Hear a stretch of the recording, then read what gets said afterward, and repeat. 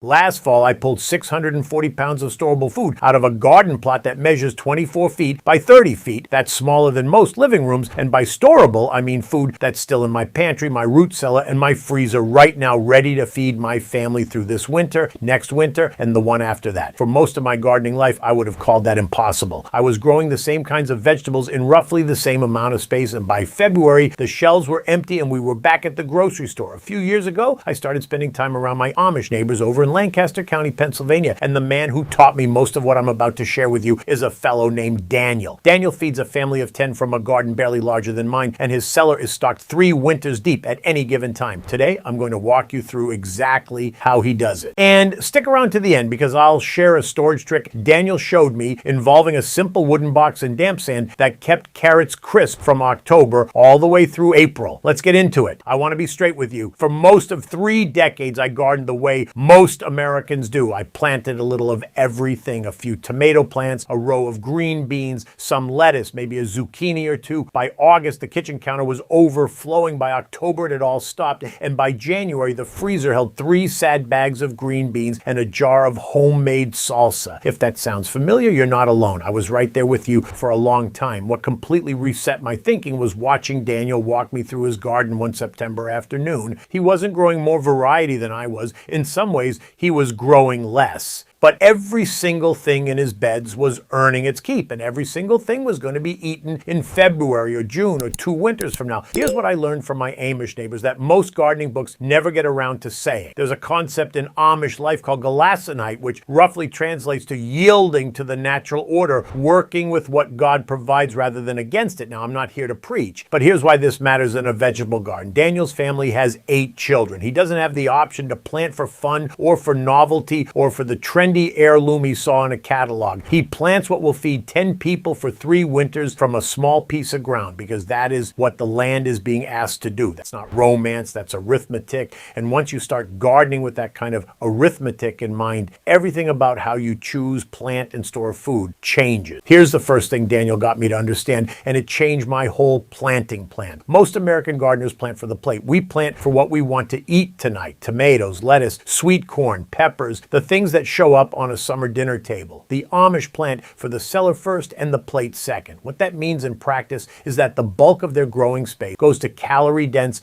long-storing crops. Potatoes, winter squash, dry bean, onions, garlic, cabbage, carrots, and beets. Daniel grows tomatoes and lettuce and sweet corn too, but those crops live in the corners and the edges. The middle of his garden, the prime real estate, is dedicated to food that will still be on the shelf in March of the year after next. Here's a practical breakdown you can use. In a 24 by 30 foot garden, dedicate roughly 60% of the space to storage crops. That works out to about 430 square feet. Plant 120 square feet of potatoes, 80 square feet of winter squash like butternut or blue Hubbard, 60 square feet of dry beans, 60 square feet of onions and garlic, 50 square feet of cabbage, and the rest to carrots and beet. This single shift takes your yield in storable calories from maybe 4 weeks of food to 4 to 6 months of food from the same square footage. It's not magic, choosing differently. Now here's where the multi-winter math actually starts working. Daniel's garden is divided into 4 equal beds, and he rotates them on a 4-year cycle. This is what feeds a family 3 winters deep. Bed 1 is heavy feeders, things like potatoes, squash, and corn. Bed 2 is fruiting crops and roots, tomatoes, peppers, carrots, and beets. Bed 3 is legumes, dry beans, peas, and a cover crop of clover. Bed 4 is brassicas and alliums, cabbage, kale, onions, and garlic. Each bed moves to the next position the following year. Why does this matter for 3 winter storage? Because the legumes feed nitrogen back into the soil for next year's heavy feeders. The brassicas pull up minerals that potatoes need, and you never plant the same family in the same spot 2 years running, which means soil disease and pest pressure stay low without a single chemical. The conventional approach is to plant tomatoes in the same spot every year because that's where they did well last time. The Amish approach is to keep moving so the soil never gets tired. Here's how to set this up. Mark out 4 equal beds, even if they're small. In a 24 by 30 foot plot, that's 4 beds of roughly 12 by 15 feet each. Sketch it on paper. Label them 1, 2, 3, 4. Each fall, write down what was in each bed. Next spring, shift everything 1 position clockwise. 3 years in, your soil will be visibly darker, your yields will climb, and you'll be running 3 winters ahead instead of 1.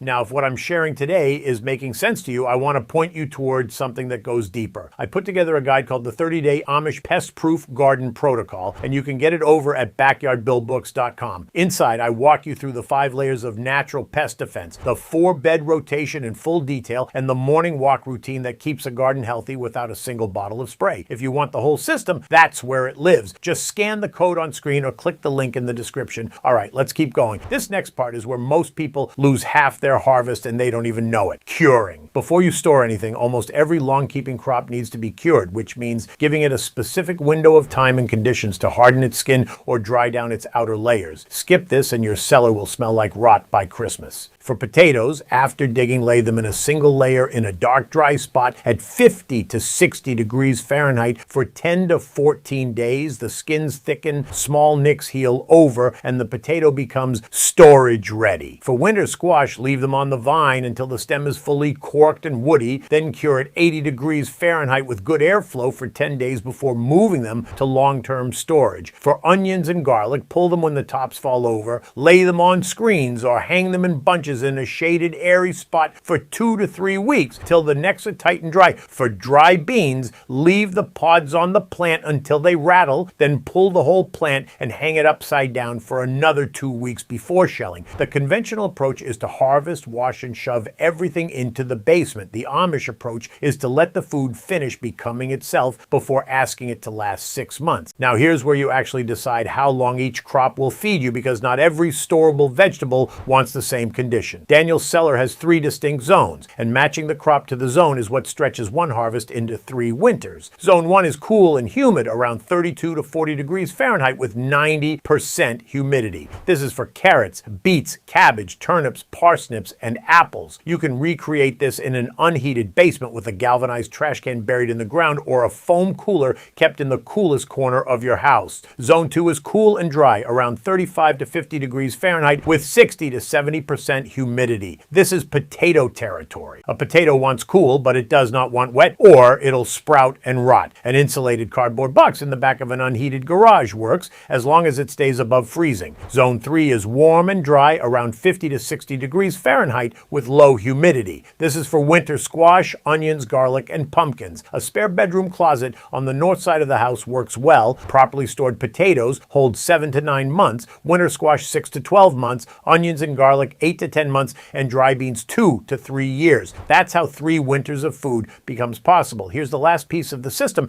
and it's the one that took me longest to understand. The reason Daniel always has 3 winters of food is not because he had one giant harvest. It's because he plants the next winter's food while he's still eating last winter. In late July, while his potatoes are still in the ground from spring planting, he's already starting fall cabbage, fall carrots, and fall beets. In August, he's seeding spinach, kale, and turnips that will overwinter under simple, low tunnels. In September, after the first round of crops comes out, he's planting garlic that won't be harvested until the following July. The garden is never empty and the cellar's never running on a single year's harvest. Here's how to do this in your own beds. Make a planting calendar with 3 columns: spring, midsummer, and early fall. In zones 5 and 6, your spring planting goes in late March through April, your midsummer planting in mid-July, and your fall planting in early September. In zones 7 through 9, push everything 2 to 4 weeks earlier in spring and later in fall. The minute one crop comes out, another one goes in. After a couple of seasons of this rhythm, you'll always have something maturing, something curing, something stored, and something just going in.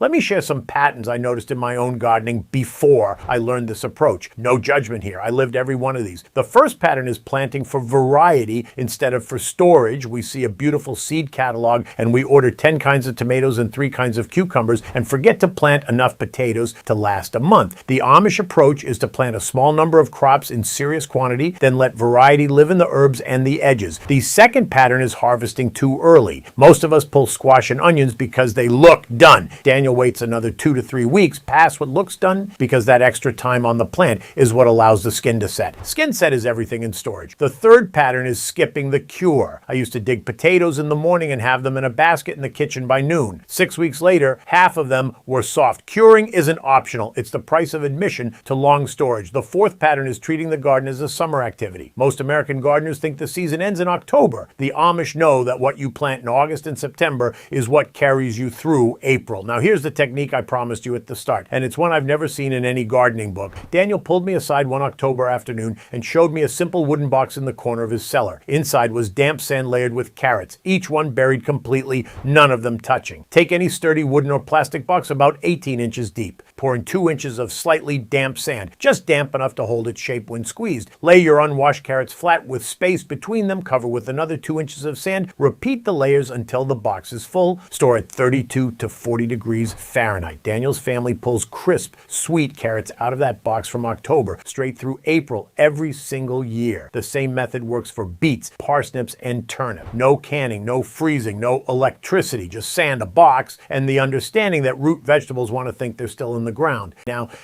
what I've shared with you today is a real piece of the puzzle, but it's still just one piece. If you're tired of fighting the same battles every season, if you want a garden that actually works with you instead of against you, then I'd really encourage you to check out the guide I put together. It's called the 30-Day Amish Pest-Proof Garden Protocol, and it's everything I've learned from my Amish neighbors over the last 3 decades, organized into a simple day-by-day plan you can start this season. It covers the full 5 defense layers to build a garden that defends itself from the soil up. It's got the complete 4-bed crop rotation system that stops disease and pests before they ever get a foothold, and it includes the companion planting field guide, so you know exactly what to grow next to what and why.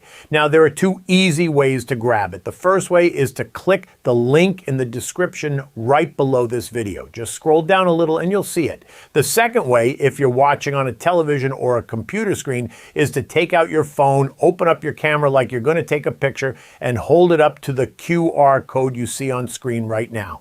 A little link will pop up at the top of your phone screen. Just tap that, and it'll bring you right to the guide. No typing, no searching. Either way works. I think it's the best investment you can make in your garden this year. Hit subscribe so you don't miss the next one. That's how the Amish feed a family 3 winters deep from one small garden. Plant for the cellar first. Rotate your 4 beds. Cure your crops before you store them. Match the food to the climate and keep the garden working 12 months a year. Tell me in the comments what's already in your cellar this year. I'll see you in the next one.